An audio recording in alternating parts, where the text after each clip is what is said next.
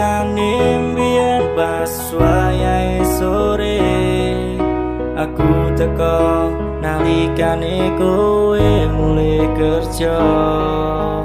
Ceritane tuku tahu karo tempe, seksi ngarep tuku wedi. Ajo atiku ubara karuan nalikane ndelok kowe gandengan.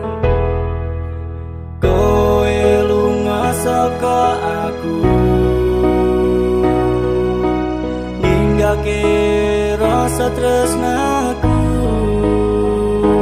Coba elingo wayahe tresno jebul kowe mung lames aku citra.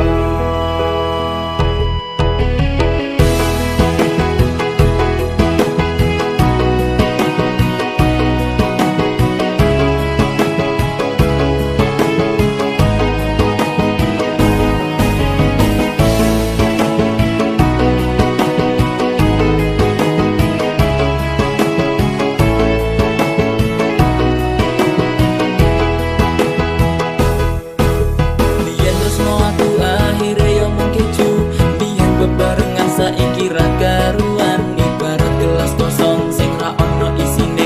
Ati iki wis luwung wis ra ono ajine. Dulu sayang saiki kowe konangan. Nek biyen cemburu saiki ngaku kleru. Atiku wis kelaran rasane lara tenan. Ya wis sak karepmu sak penake utuhmu.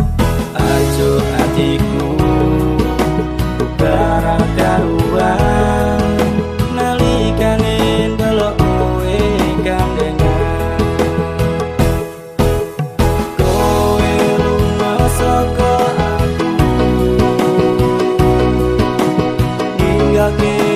rasa